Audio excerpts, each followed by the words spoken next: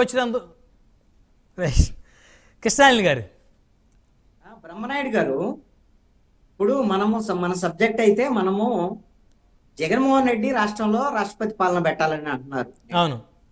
రెండవది నాగేంద్ర బాబు దాని మీద వీళ్ళు కావాలని అసెంబ్లీని ఎగ్గొట్టడానికి రాష్ట్రపతి పాలన అడుగుతున్నారు. ఇది అసలు గత 5 ఏళ్లలో ఇవి అనేటువంటి అంశం మీద నాగేంద్ర బాబు స్టేట్మెంట్. నేను చాలా స్పష్టంగా చెప్పినట్టు ప్రభుత్వం ఫెయిల్ అయిందని ప్రజలు నిర్ణయించారు. ప్రతిపక్షంలో కూడా జగన్మోహన్ రెడ్డి ఫెయిల్ అవుతున్నాడు అనేటువంటి దాని మీద ఇప్పుడు ఒక అవగాహన వచ్చేటువంటి విధంగా జగన్మోహన్ రెడ్డి వ్యవహార శైలి ఉంది అనేటువంటిది నా పరిశీలనలో ఉన్నటువంటి అంశం. ఎందుకు ఈ మాట అంటున్నానంటే, ఈ ప్రభుత్వం ఏర్పడి 35 రోజులు.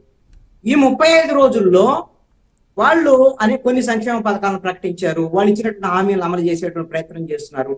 అదే విధంగా గత ప్రభుత్వంలో జరిగినటువంటి అవినీతి అక్రమాలు, అదే విధంగా వాటికి సంబంధించినటువంటి కొన్ని శాఖలను పట్టుకొని పోలవరము, అమరావతి, ఈ మిగతా అంశాలన్నీ కూడా పవర్ ఇవన్నిటి మీద శ్వేతపత్రాలు రిలీజ్ చేసి, అంటే నిజంగా ప్రతిపక్ష నేతగా జగన్మోహన్ రెడ్డి రెస్పాండ్ అవ్వాల్సినటువంటి అంశం ఏమిటి అంటే ప్రతిపక్ష నేతగా ఆయన ఎందుకు ఫెయిల్ అవుతున్నారు అనేటువంటి దాని మీద నా యొక్క అభిప్రాయం ఎందుకు ఇది వచ్చింది అంటే, ఆయన గత ప్రభుత్వంలో మొత్తం అన్యాయాలు అక్రమాలు జరిగిన ఆధారాలతో సహా ఈ ప్రభుత్వము ఒకటి వెనుక ఒకటి శ్వేతపత్రాలు రిలీజ్ చేస్తుంటే వాటి మీద జగన్మోహన్ రెడ్డి మాట్లాడాలి ఫస్ట్.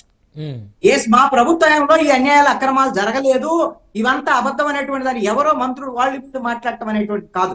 జగన్మోహన్ రెడ్డి దాని మీద మాట్లాడాలి. ఆయన ముఖ్యమంత్రిగా మాట్లాడిన తర్వాత అసెంబ్లీకి సంబంధించినటువంటి విషయాల్లో కూడా ఆయన అసెంబ్లీ నుంచి పారిపోతున్నారనేటువంటి వాదన బయటకు వచ్చినటువంటి నేపథ్యంలో మేము అసెంబ్లీలోనే ఉండి ఫైట్ చేస్తాము అనేటువంటి ఒక సంకేతాన్ని వాళ్ళ కార్యకర్తలకి రాష్ట్ర ప్రజలకు ఇచ్చి ఆంధ్రప్రదేశ్ లో ఆయనకి ఇచ్చినటువంటి హోదా, అది ప్రతిపక్షమా కాదా, 11 సీట్ల ఏది ఉంటే ఆ హోదాలో జగన్మోహన్ రెడ్డి ఈ ప్రభుత్వం మీద పోరాటానికి సిద్ధమవ్వాలి. అయితే ఇక్కడ కీలకమైనటువంటి అంశం, ప్రజల సమస్యలు ఏవైతే ఉన్నాయో ప్రజల సమస్యల విషయంలో కానీ, ప్రజల్ని ఏదైనా ఈ ప్రభుత్వం మోసం చేస్తే గాని, ప్రజలకు ఇచ్చినటువంటి హామీలు అమలు చేయకపోతే కానీ వాటి మీద మాట్లాడగలిగితే జగన్మోహన్ రెడ్డికి ప్రజల నుంచి మద్దతు వచ్చేదానికి అవకాశం ఉంటుంది.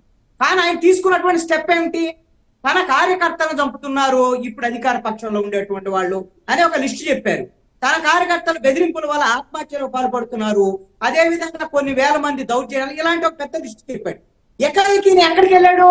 రాష్ట్రపతి పాలన పెట్టేసేయాలని. నెల తిరక్క ముందే ఆంధ్రప్రదేశ్ లో రాష్ట్రపతి పాలన పెట్టాలంటే ప్రజాస్వామ్యంలో ప్రజలు ఎన్నుకున్నటువంటి ప్రభుత్వము చాలా కీలకమైనటువంటిది. అదే విధంగా ఆంధ్రప్రదేశ్ ప్రభుత్వానికి ఎన్ని హక్కులు ఉన్నాయో, కేంద్ర ప్రభుత్వం ఆంధ్రప్రదేశ్ మీద ప్రధానమంత్రి, అదే విధంగా హోంమంత్రి, అక్కడ ఉండేటువంటి రాష్ట్రపతి, ఇక్కడ ప్రభుత్వాన్ని బర్తరఫ్ తీసేసి రాష్ట్రపతి పాలన పెట్టేదనుకుంటే అసలు ఈ ప్రజాస్వామ్యంలో ఇంకా ప్రజా ప్రభుత్వాలు ఎందుకు? ఈయన ఈ విధమైనటువంటి మొన్నటి ముఖ్యమంత్రి ఉన్నటువంటి నాయకుడిగా ఉన్నటువంటి వాళ్ళు జగన్మోహన్ రెడ్డి రాష్ట్రపతి పాలన కావాలని కోరటమే ఆయన యొక్క రాంగ్ స్టెప్ కి ప్రధానమైనటువంటి కారణం. అయితే నాగేంద్ర బాబు మాట్లాడినటువంటి మాటల మీద సింపుల్ గా ఒకటి చెప్పగలను నేను. ఎందుకంటే జగన్మోహన్ రెడ్డి అసెంబ్లీని వదిలేసి వెళ్తారు అనేటువంటి చర్చ జరుగుతున్నటువంటి నేపథ్యంలో నిన్న మాట్లాడిన దాంట్లో జగన్మోహన్ రెడ్డి మాత్రం ఒకటి చెప్పారు, మేము అసెంబ్లీకి వెళ్తాం, ఉభయ సభల్లో గవర్నర్ ప్రసంగాన్ని మేము అడ్డుకుంటాం, నిరసన తెలియజేస్తాం, ఆ తర్వాత ఢిల్లీ వెళ్తాం అనేటువంటిది. అంటే అసెంబ్లీని 3 రోజులే కాబట్టి మేము బాయ్కాట్ చేస్తూ వెళ్తాం అనేటువంటి విషయాన్ని చెప్పినటువంటి పరిస్థితి ఉంది. కాబట్టి అసెంబ్లీని వదిలేసి వెళ్తారు లేకపోతే అసెంబ్లీని ఎగ్గొట్టడానికి వెళ్తున్నారు అనేటువంటిది కరెక్ట్ కాకపోవచ్చు. అయితే నాగేంద్ర బాబు ఎందుకు మాట్లాడారు అనేటువంటి విషయం వచ్చేసరికల్లా ఇప్పుడు జగన్మోహన్ రెడ్డి మొత్తం మాట్లాడేటువంటి విషయాల్లో మొన్న నెల్లూరు వెళ్ళినా లేకపోతే కడప వెళ్ళినా, నిన్న వినుకొండ వెళ్ళినా, ఈ నేపథ్యంలో ఎవరైతే జనసేన పార్టీకి సంబంధించినటువంటి నాయకులు ఇప్పుడు వెంకటేశ్వరరావు గారు ఇలాంటి వాళ్ళు అందరూ మాట్లాడుతున్నారు డిబేట్ లోను వాళ్ళు. కానీ పవన్ కళ్యాణ్ ఆ స్థాయిలో జగన్మోహన్ రెడ్డిని టార్గెట్ చేసినటువంటి పరిస్థితి ప్రభుత్వంలోకి వచ్చినాక లేదు, అంత అవసరం కూడా లేదు. అంటే పట్టించుకోవట్లేదు. ఎందుకంటే జగన్మోహన్ రెడ్డి గారు కేవలం ఒక శాసనసభ్యుడు, పవన్ కళ్యాణ్ గారు రాష్ట్రానికి ఉప ముఖ్యమంత్రి కాబట్టి ఇక ఆయన మాటలు పెద్దగా పరిగణలో తీసుకోవట్లేదు అనుకోవాలా? అలాగే కదా, ఆయన పైన ఆయన చేసుకుంటూ వెళ్ళిపోతున్నాడు. ఆయనకు ఒక ప్రాధాన్యత ఏంటి?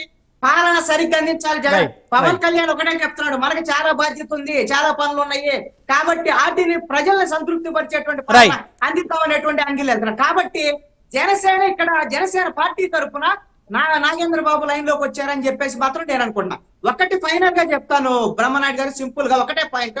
Yeah. కానీ దాడుల విషయంలో వినికొండ దగ్గర నుంచి ఇప్పటి వరకు ఈ 35 రోజుల్లో కానీ లేకపోతే 45 రోజుల్లో రిజల్ట్ వచ్చిన తర్వాత జరిగేటువంటి దాడులన్నీ కూడా ఖచ్చితంగా ఇది రాజకీయ ప్రేరేపితమైనటువంటి దాంట్లో ఎటువంటి సందేహం లేదు. రైట్ రైట్ ఇది రైట్ వైఎస్ఆర్ కాంగ్రెస్ పార్టీ ఏ విధంగా అయితే ప్రజలు తిరస్కరించారో ఈ విధమైనటువంటి దాడులు తప్పు అని, ఇదే దాడులు కింద కొనసాగితే ఖచ్చితంగా తెలుగుదేశం, జనసేన, బీజేపీ కూటమికి రాజకీయంగా మరింత నష్టం జరిగేదానికి అవకాశం ఉంది. రైట్, మళ్ళీ వస్తాం సార్. మనతో గాది వెంకటేశ్వర గారు ఉన్నారు.